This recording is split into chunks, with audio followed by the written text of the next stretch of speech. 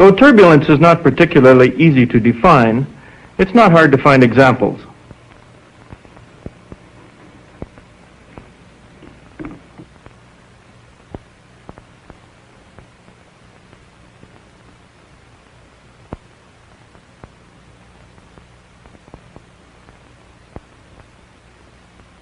In these, we can find certain common characteristics. One of the most apparent is disorder, as can be seen in this channel flow. The disorder is of such a fundamental nature that the flow never is reproducible in detail, no matter how carefully one attempts to reproduce all the boundary conditions. Although the details are not reproducible, averages over suitably large intervals of space or time may be very well defined and stable. Disorder, then, is a necessary factor in any definition of turbulence. It is not, however, sufficient.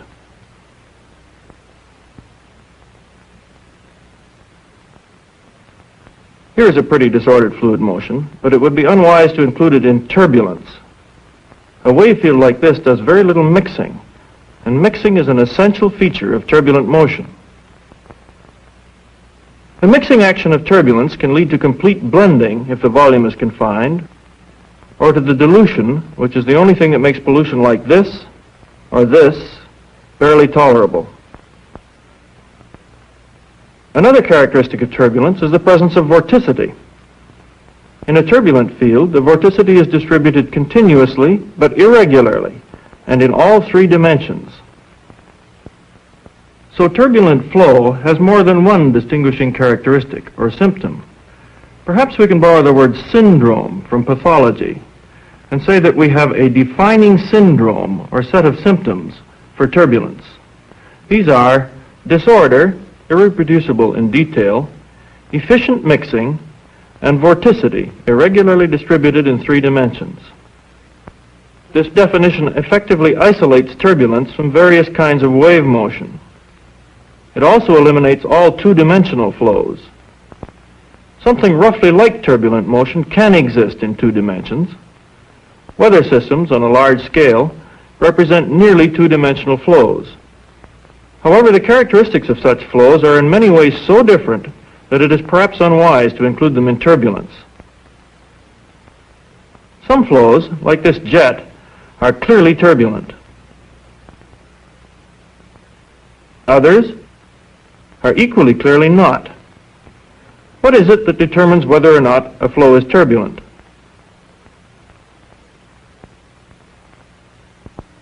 To help answer this question, we'll use this apparatus, which is a version of that used by Hagen over 125 years ago in a study of flow through pipes. In these two tanks, we have two different glycerin-water mixtures. One mixture has viscosity about 3 times that of the other. The valve permits us to obtain any combination of the two mixtures. The fluid is pumped by this constant displacement pump so that the flow rate remains the same no matter how the mixing valve is set.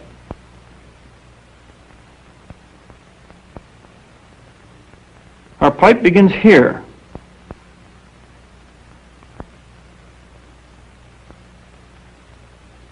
Midway down the pipe, we start a manometer tube which we carry downstream so that we can see the upstream pressure simultaneously with the end of the tube, where the pressure is atmospheric. The manometer reading will give us a measure of the average pressure gradient along the tube. Now we start the pump. The manometer reads about 10 units. Now I change the valve setting to reduce the viscosity. As the low viscosity fluid flows into the pipe, the manometer reading decreases. Once more I change the valve setting to still lower viscosity.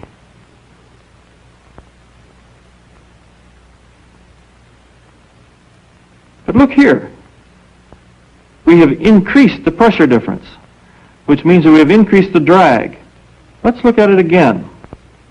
I increase the viscosity, and down goes the pressure difference.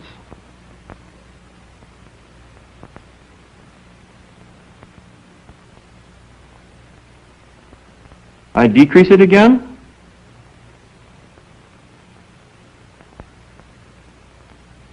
Up it goes. Now, let us look at the fluid coming out of the end of this pipe. Notice that the fluid comes out in quite a smooth stream. We have the intermediate viscosity with its corresponding low pressure difference. Now let's go to the lower viscosity with the high pressure gradient.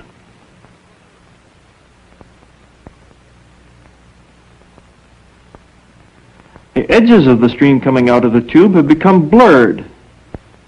If we look at this stream in slow motion, we can see that the blurring is resolved into an irregular motion of the surface. The flow has become turbulent, and the onset of turbulence in the pipe has revealed itself both in the irregular motion of the fluid stream and in the greatly increased drag in the tube.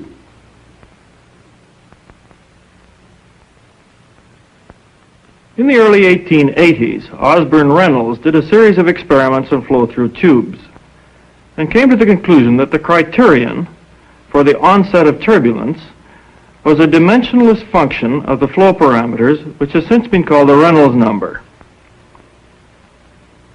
There is usually a certain amount of arbitrariness in the definition of a Reynolds number, but for pipe flow, let's take it as the diameter multiplied by the average speed divided by the kinematic viscosity. Although the question is still under investigation, it seems that if the Reynolds number, so defined, is appreciably less than 2,000, the fluid is not turbulent. In this experiment, we have deliberately made the input conditions somewhat abrupt. Turbulence occurs at a Reynolds number not much over 2,000. However, if we improve the entrance conditions by putting a nicely flared funnel at the upstream end, we can delay the transition to turbulence to a much higher Reynolds number. Now we have increased the flow rate and further decreased the viscosity.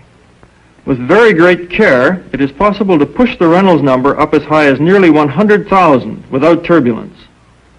However, here we can reach only about 8,000.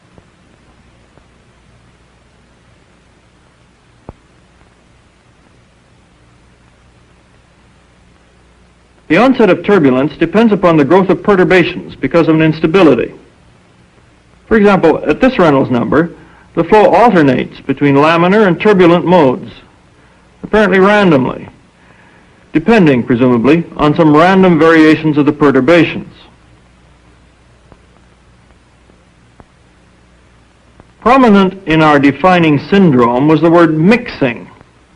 What about mixing? Let's modify our experiment by introducing a thin streamer of dye into the flow. Notice that the dye forms a thin filament which maintains its identity with very little change right down the tube. The only mixing is molecular, and the concentration gradients are so small that this process is very slow. This is laminar flow. Now we increase the Reynolds number.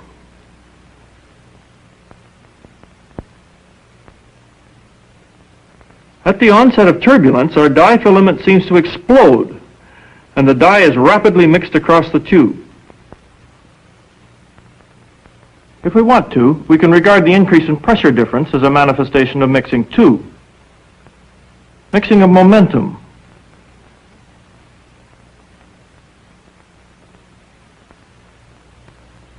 In laminar pipe flow, the velocity profile is parabolic. Near the walls, there is a considerable quantity of relatively slowly moving fluid. Dye, injected near the wall, marks some slowly moving fluid. When it leaves the pipe, it falls with a steep trajectory.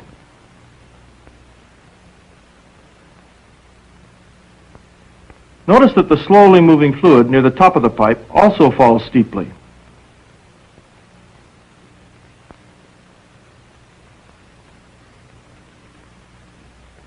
The rapidly moving fluid from the middle of the tube falls with a flat trajectory.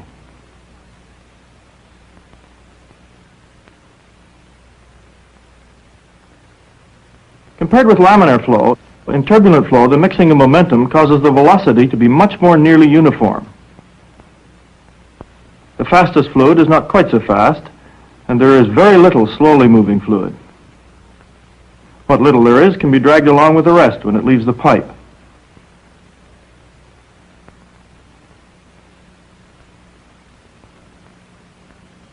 Nevertheless, the velocity must vanish at the wall, so we can regard the wall as a sink for momentum. Turbulence increases the rate at which momentum is transferred toward the wall. Thus, with turbulence, we need a larger pressure gradient to replace the momentum lost to the wall. Although the principal motion of these bubble patches is downstream, there is a very appreciable cross-stream component. Fluid moving across the stream in this way tends to carry its properties with it. It is these cross-stream velocities which do the mixing. For example, the momentum close to the wall is appreciably less than that in the center of the stream.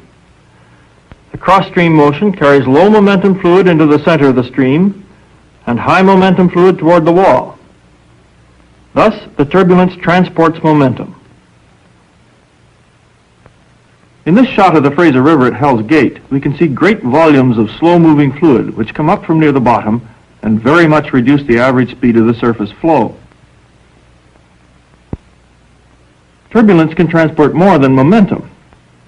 With scalars, such as dye and heat, mixing may be primarily a matter of stirring a fluid which is already grossly homogeneous. On the other hand, if we have a mean property gradient, the most important effect of the mixing may be a transport of some property, as dye is transported across this channel. The wall here has been deliberately roughened in order to increase the ratio of turbulent to mean flow speeds. The dye also helps us examine the velocity field. The blue dye is injected at the center of the channel where the flow is fastest.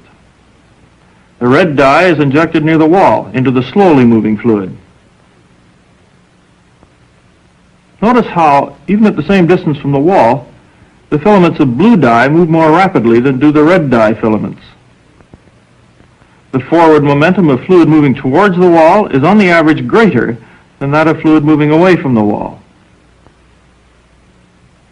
The region near the wall, then, continuously gains momentum at the expense of the region near the center of the flow.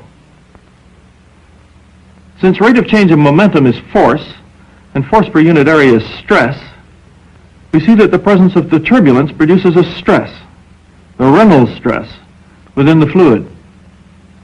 The Reynolds stress is additional to the ordinary viscous shearing stress and produces the increase in drag which we found in our pipe flow when it became turbulent. Now, let's have a closer look at the mixing of a scalar. In this vessel, we have two miscible liquids, one floating on top of the other. If we leave them for a week or so, molecular diffusion will do a fair job of mixing them.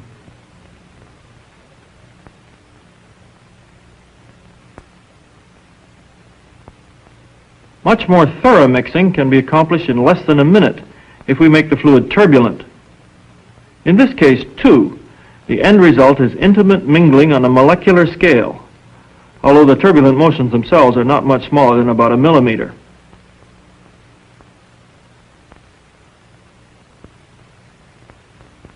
The role of the turbulence is to make the inhomogeneities more vulnerable to the effects of molecular diffusion. Perhaps this can be clarified by animation. Let us suppose we have a blob of something which we plan to mix into the surrounding fluid. If the fluid is turbulent, the irregular motion will result in a strain, which will pull out the blob into a greatly elongated form like this. In turbulence, there is a great range of different scales of motion. At the same time as the blob is being pulled out, smaller scales are distorting it. And smaller scales still produce an even finer grain structure. Eventually, the interfacial area becomes so large and the property gradient so steep that molecular diffusion is able to act quickly and produce efficient mixing. In reality, of course, All the events we saw sequentially occur simultaneously.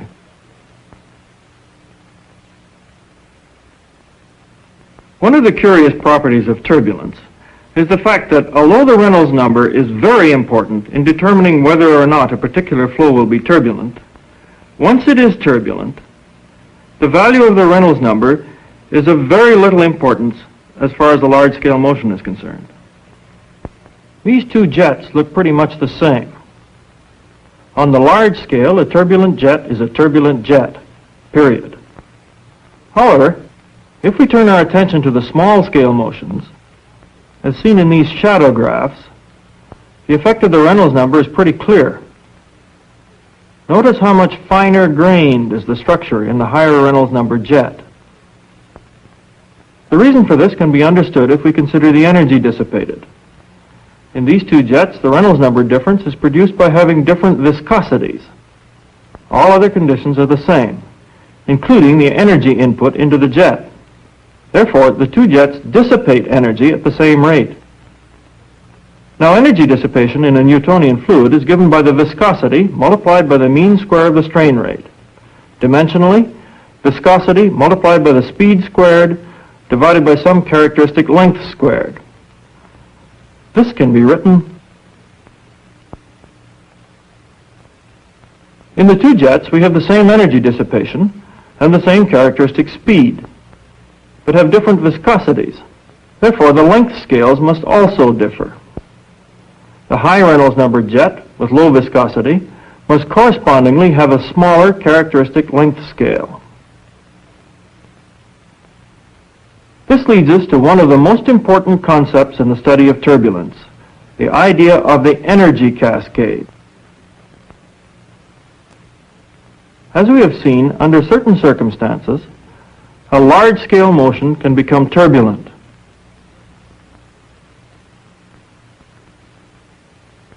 Some of the energy in the large-scale motion is converted into turbulent energy. The largest scales of the turbulence are usually smaller than, although comparable with, the scale of the basic mean flow. However, usually these large-scale motions are themselves unstable and break into smaller scale motions which take energy from them.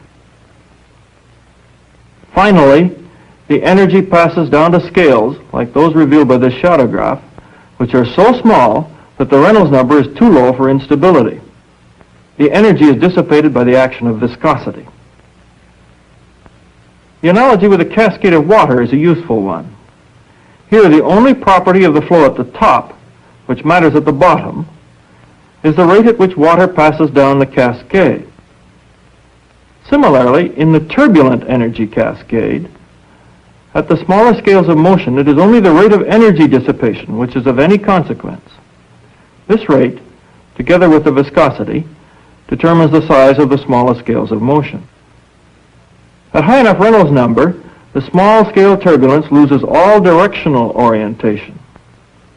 It becomes isotropic. Figuratively, it doesn't know which way is up.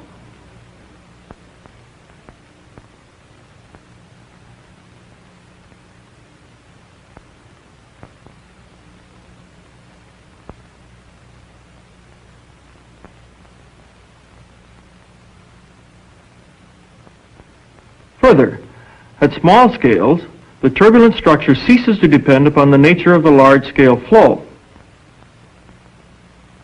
Macroscopically, the difference between a jet and a channel flow is marked, but on a small enough scale, as revealed by the shadow graphs, the difference in structure disappears.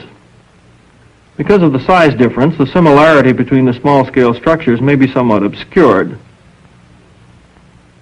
Let's change the enlargement of the channel flow. Now, they're nearly indistinguishable. This is what we mean by similarity. Similar structure despite differences in scale. Thus we find that there is a locally isotropic regime at the small scale end of the energy cascade, which is similar for all kinds of turbulence. We have already seen that the large-scale motion does not depend upon the Reynolds number. What the Reynolds number does is to determine the size ratio of the largest scales to the smallest scales of the turbulent motion. Knowledge of this behavior of turbulence provides a useful exercise in trying to outwit the movie studios. Frequently, they prefer to burn down a model rather than a full-scale set. Now, as we have seen, this deception is fairly effective because the difference in Reynolds number, which is the only major difference between model and full scale, is not apparent in the large-scale motion. The difference lies in the small scales.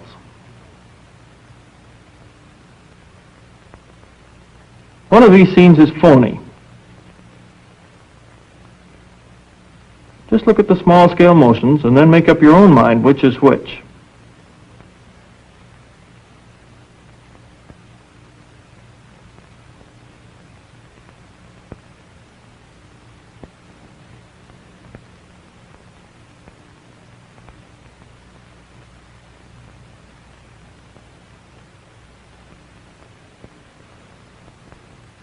In decaying turbulence, energy appears to pass from small scales to large. In fact, the energy transfer is still mostly from large scales to small. The rate of dissipation at these small scales is so great that as the turbulent field decays, it is the large-scale motions which are the last to die. Similarly, in cumulus clouds, one can differentiate between vigorously convecting clouds with their abundance of small-scale structure and those which have consumed most of their energy.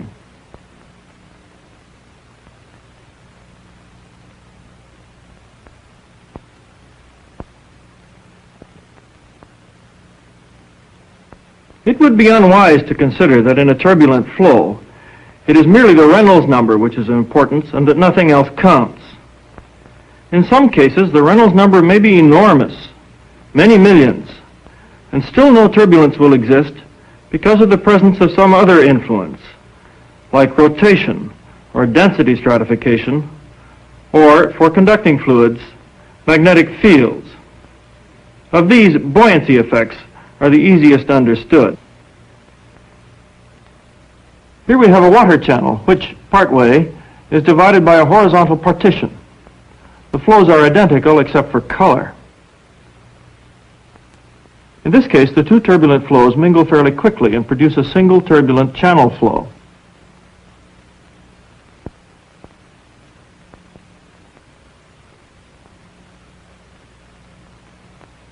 Suppose we put hot water through the upper section and cold water through the lower.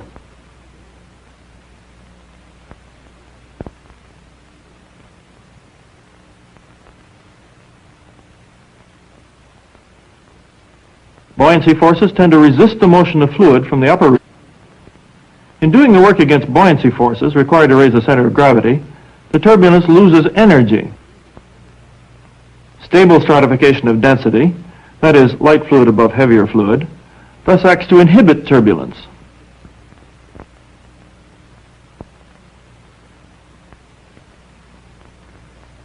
On the other hand, if we invert the situation and put the light water through the lower channel and heavier water through the upper one, we greatly increase the turbulent activity.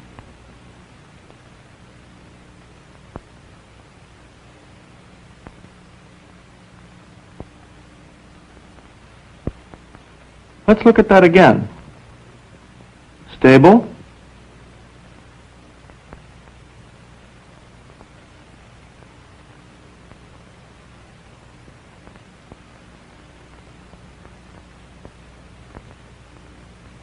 Unstable.